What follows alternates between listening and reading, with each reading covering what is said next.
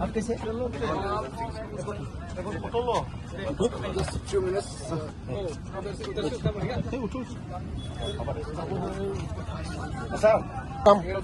आ गया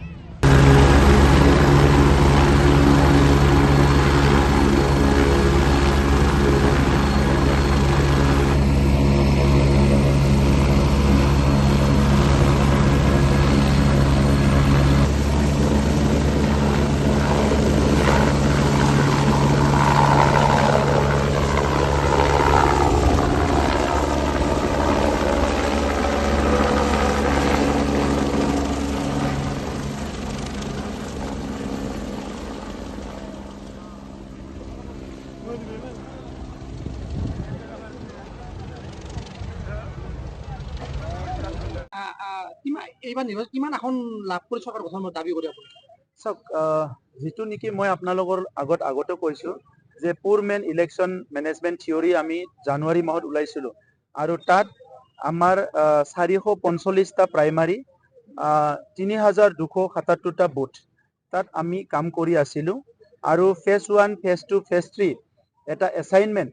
আমি প্ৰত্যেকটো বুথত দিছিলো আৰু সেই এছাইনমেন্ট বিলাক লাহে লাহে লাহে জুন মাহৰ পৰা কমপ্লিট হৈ আহিছিলে আৰু এণ্ড অফ জুন মানে 30 জুনলৈকে আমাৰ এটা হিচাপ আহিছিলে যে গোটেই সমষ্টিয়ে এনেকুৱা হৈ গল কি 6000ৰ তলত আমাৰ পৰিয়াল নাই তো জুলাই মাহ পোৱাৰ লগে লগে হিটো আমাৰ 7000 8000 9000 হৈ গল তো এতিয়া আমাৰ তাত 7000ৰ লোয়েষ্ট লৈ প্লাই ওপৰত 15000 ফ্যামিলি লৈকে আমাৰ বিভিন্ন সমষ্টিত আছে গতিকে আজিৰ সময়ত মই নাম্বাৰটো আপোনালোকক নকম কোনোবা ভয় কৰিব পাৰে কিন্তু একক সংখ্যা গৰিষ্ঠ লৈ প্লাই যে সৰকাৰ গঠন কৰি আছে ইয়াত একো ডাউট নাই হাগ্ৰামা মহিলা দুটাকৈ সমষ্টিত খেলিছে মই মোৰ তৰফৰ পৰা অভিনন্দন জনাইছো হাগ্ৰামা মহিলা ডাঙৰীয়া কিন্তু হাগ্ৰামে কৈছে আসনৰ কথা নকয় আপুনি ভয় খাব আপুনি ক'লে বেলেগে ভয় খাব কি আছে নহয় মই গণতান্ত্ৰিক চিন্তাৰ মানুহ যেতিয়ালৈকে বেলটত যায় ৰাইজে ভোট নিদিয়ে তাৰ আগতে যদি আমি 10খন 20খন 30খন কৈ থাকো তো অলপমান ডেমক্ৰেটিক্যালি অলপমান পাব্লিকক মিসলিড কৰা হয় আমি কি কাম কৰিছো কি কাম কৰিম কিয় আমাক ভোট দিব লাগে নালাগে এই কথাবিলাক আমি ৰাইজক ক'ব লাগে কিন্তু কিছুমান কথা ক'ব নালাগে যেটো নেকি ৰাইজক অলপমান মিসলিড কৰা হয় আজি বহুত আছে ৰাতি 12টা লৈকে হাগ্ৰামা মহিলা উৰাজাহাজ আপুনি আজি উৰাজাহাজত উঠিব আজিৰ পৰা আৰম্ভ নেকি আৰম্ভ নহয় যেতিয়া যেতিয়া প্ৰয়োজন হয় তেতিয়া উঠিম নহলে আমাৰ দলীয় আমাৰ এমপি আছে আমাৰ মন্ত্ৰী আছে সকলো ইউজ কৰিব মই অকলে কৰিম বুলি কথা নাই আজি প্ৰগ্ৰাম হিচাপে মোৰ তাত পৰিছে সো মই আজি আহিছো নিৰ্বাচন উৰাজাহাজৰ নামত কিমান খৰচ কৰিব আপোনালোকে সব 20-22 দিনত বহুত বেছি পইচা নাযায় যিখিনি 20-22 দিনত হয় সেইখিনিয়ে যাব মহিলা কৈ আছে যে সাম্পা যিকোনো প্ৰকাৰে কৰোৱাব সম্ভৱ হ'ব পাৰে নেকি সব নিৰ্বাচন হাৰোৱাটো তেখেতে খাম্ফাৰ মুখত চাই চন্দন ব্ৰহ্ম ডাঙৰীয়াৰ মুখত চাই পেলাই হাৰোৱা নহয় পাব্লিকে ভোট দিব বুজিছে তো পাব্লিকে কাক জিতা হিটোৱে ক'ব লাগিব পাব্লিকক তেখেতে কনভিন্স কৰিব লাগিব জনগণক কনভিন্স কৰিব লাগিব যে খাম্ফা বৰগয়াৰী হাৰাৰ কাৰণে খাম্ফা বৰগয়াৰী ডাঙৰীয়াৰ মুখৰ ফালে চাই চন্দন ব্ৰহ্ম ডাঙৰীয়াৰ মুখৰ ফালে চাই ক'লে নহব গতিকে আজি আমি হাগ্ৰামা মহিলাৰ ডাঙৰীয়াক দেবাৰগাঁৱত হাৰাবলৈ গৈ আছো সো তেখেতক দেবাৰগাঁৱত হাৰাবলৈ যেতিয়া আমি গৈ আছো তেতিয়া আমিও তেখেতৰ মুখত চোৱা নাই আমি ৰাইজৰ মুখত চাইছো তাত বড়ো আছে তাত মাইনৰিটি বেছি নাই তাত বঙালী জনসাধাৰণ আছে তাত গুৰ্খা আছে তাত কোচ ৰাজবংশী আছে নাথ যোগী আছে আদিবাসী আছে সান্থালী আছে সকলোকে চাইহে আমি কৈছো যে এইবাৰ হাগ্ৰামা মহিলাৰ ডাঙৰীয়া দেবাৰগাঁও সমষ্টিটো হাৰি আছে আৰু 14 চিৰাংটোতো আমাৰে সিট ইয়াতো কোনো কাৰণত জিকিব নোৱাৰে দুটা সমষ্টিত হাগ্ৰামা হাৰিব এনেকুৱাটো লাগে আজি তাৰিখত সাধাৰণ মহিলাই যিটো পত্নী নামত কেইবাটাও একাউণ্টত টকাৰ চাওক মোৰ ৰাজনীতি কাম কৰাৰ এই ক্ষেত্ৰখনত মই কাৰোবাৰ পত্নীক লাগি যাব নিবিচাৰো ইভেন হাগ্ৰামা মহিলাৰ ডাঙৰীয়াৰ সম্পত্তিৰ তালিকা মোক সদায় সুধি আছে মই এইটো চোৱাই নাই মই ৰাতিপুৱা উঠি অলপমান নেশ্যনেল নিউজ বিলাক চাওঁ ক'ত কি হৈছে ক'ত কি হোৱা নাই অলপ সময় পালে অলপমান ইণ্টাৰনেশ্যনেল নিউজো চাওঁ গুগলত আৰু তাত বাহিৰে অসমৰ বা BTCৰ কথাখিনি অলপ খবৰ লওঁ আৰু নিজৰ কামখিনি মই ঠিক কৰোঁ আমাৰ দলীয় কাম বাকী হাগ্ৰামা মহিলাৰ ডাঙৰীয়া কি খাইছে কি পিন্ধিছে কি সম্পত্তি তেখেতৰ বৌৰ কি আছে নাই এইবিলাক মোৰ কাৰণে ৰাজনীতিত কোনো দৰকাৰ বিষয় নহয় কিন্তু বৃহৎ পাৰ্থক্য কিন্তু নমিনেশ্যন যিটো সম্পত্তি দাখিল কৰিছে আপুনিও কৰিছে হাগ্ৰামাও কৰিছে কিন্তু পাৰ্থক্য কিন্তু বহুত কাৰ পাৰ্থক্য আছে আপোনাৰ কম সম্পত্তি কিন্তু হাগ্ৰামাৰ বহুত সম্পত্তি হৈছে চাওক মই ইফালে গুৰুত্বই দিয়া নাই যে 30 বছৰ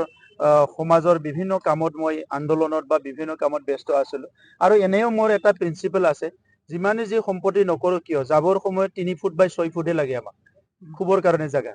তো ইমান আৰু আলহী খাবলৈ আহিছো পৃথিৱীখনত ইয়াত আৰু হিংসা ভাল বেয়া পইচা ঘটা কিবা ঘটা এইবিলাকত কিয় যাব লাগে আজি তেখেতসকলে বুজি পোৱা নাই লাইফ ফিলচফিটো যোনে বুজি পোৱা নাই সি গণ্ডগোল বিলাক লগাইছে পৃথিৱীত যোনে লাইফৰ ফিলচফিটো বুজি পাইছে তাৰ কাৰণে একো গণ্ডগোল নহয় মোৰ কাৰণে একো গণ্ডগোল নহয় কাৰণ মই গোটেই কথা জানো ৰাজনীতিত কাম কৰাটো এটা পাব্লিকে ৰাইজে জনগণে আমাক এটা সুযোগ দিছে অলপ কম সময়ৰ কাৰণে সো অলপ কম সময়ৰ কাৰণে আমাক সুযোগ দিছে এইটো 5 বছৰ হ'ব পাৰে এইটো 20 বছৰ হ'ব পাৰে 10 বছৰ হ'ব পাৰে এইটো ডিপেন্ড আপন সো এইখিনি সময়ত যে আমি যিমান পাৰো ইমান পাব্লিকক সেৱা কৰিব লাগে জনগণক সেৱা কৰিব লাগে বদলেন অঞ্চলৰ ৰাইজে প্ৰায় 50 বছৰ যিটো উন্নয়ন দেশৰ বেলেগ প্ৰান্তত হৈ আছিল এই প্ৰান্তত তেনেকা উন্নয়ন হোৱা নাছিল গতিকে আজি এই প্ৰান্তটো আমি উন্নয়নটো আনিব লাগিব এই প্ৰান্তটো শান্তি আনিব লাগিব এই প্ৰান্তটো জাতি জনগোষ্ঠীৰ মাজৰ সম্বন্ধটো আনিব লাগিব আমাৰ ৰাষ্ট্ৰীয় পিতাই যিটো কথা কৈ গৈছে আমাৰ দেশৰ সংবিধানে যিটো কৈছে এই কথাবিলাক আজি আমাৰ বদলেন অঞ্চলতো এই 5টা ডিষ্ট্ৰিক্টত সবে ৰিয়েলাইজ কৰিব লাগিব ইয়াত আৰু কোনবা খাওয়া পিন্ধা উৰা পইচা এইবিলাক কথা পাতি থাকিলে নহব কিন্তু ৰাজনীতিক যিসকলে কাম কৰিব আহিছে মোৰ এটাই অনুৰোধ যে পাব্লিক মানিটো তেখেতসকলে সঞ্চয় কৰিব নালাগে হিটো পাব্লিকৰ মানি পাব্লিকক ইটো দিব লাগে আহিব যেহেতু দলটো ৰাষ্ট্ৰীয় দল গৌৰৱ গগৈ আহিব তৃণমূল কংগ্ৰেছৰো বহুত কেণ্ডিডেট দেখিছে কি ঠিক দিদিও আহিব পাৰে সো সবৰো মানে নিজৰ নিজৰ ডিউটি তেখেতসকলৰ নিজৰ নিজৰ অধিকাৰ এইটো সাব্যস্ত কৰিব গৰ্জন মুছাহাৰী ডাঙৰীয়া আগতে আমাৰ লগতে কাম কৰি আছিলে মাজতে অলপ তেখেতে ইফাল হল এতিয়া যোৱাকালি জইনে কৰিলে তেখেতে আমাৰ দলত আমাৰ বিধায়ক ডাঙৰীয়া লৰেন্স ইছলাৰী আৰু প্ৰাক্তন ইএম আমাৰ ৰঞ্জিত বসুমতাৰী তেখেতৰ লগত কথা পাতি যোৱাকালি জইন হৈছে এনডিএ হিচাপত আপোনালোকৰ বিজেপিৰ লগত যে মিত্ৰতা হয় বিঘ্নিত হৈছে এনডিএৰ লগত কি মিত্ৰতা হৈ আছে বিজেপিৰ লগত এনডিএ হিচাপত সেইটো কৰবাত বিঘ্নিত হৈছে নেকি চাওক দিল্লী দিছপুৰত এতিয়ালৈকে আমাৰ এলায়েন্স চলি আছে কাউন্সিলত অলপ নীতিটো বেলেগ আমাৰ কাউন্সিলটোৱে বেষ্ট এতিয়া বিজেপি হিচাপে বা এনডিএৰ বাকি পাৰ্টি এজিপি হিচাপে তেখেতসকলে সমগ্ৰ অসমত ৰাজনীতি কৰিব এনডিএ সমগ্ৰ ভাৰতত কাম কৰিব আমিতো BTCৰ 5খন জিলাৰহে কৰিম গতিকে 5খন জিলাৰ 26টা জনগোষ্ঠী 35 লাখ জনগণৰ বৰ্তমান ভৱিষ্যত শিক্ষা দীক্ষা সামাজিক ন্যায় অৰ্থনীতি উন্নয়ন এইবিলাক লৈ পেলাই UPPL জন্ম পাইছে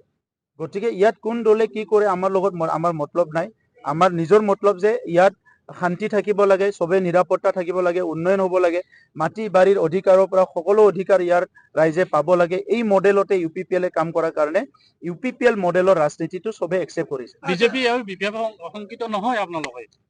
কাকো লৈ সংকিত নহয় সংকিত হৈ কি কৰিব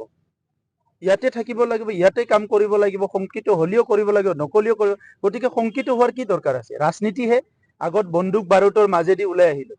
আজত মাৰামাৰীৰ আগেদি ওলাই আহিলো আগতো মিটিংই কৰিব পৰা নাছিলে খেদি ফুৰা আছিলে মটৰচাইকেল লৈ ব্লেংক ফায়াৰ কৰা আছিলে গতিকে ইয়াতে আৰু কিয় সংকিত কৰিব লাগে যোনে বেছিকে ৰাইজক মানে কনভিন্স কৰিব পাৰিব যোনে বেছি ভাল কথা ক'ব পাৰিব যাৰ কথাটো ৰাইজে ভাল পাব সিয়ে ভোট পাব স্যাৰ ভোটাৰক আকৰ্ষণ কৰাৰ বাবে হলে উৰা জাহাজত নিৰ্বাচন চলব নেকি আপোনালোক উঠিব চাওক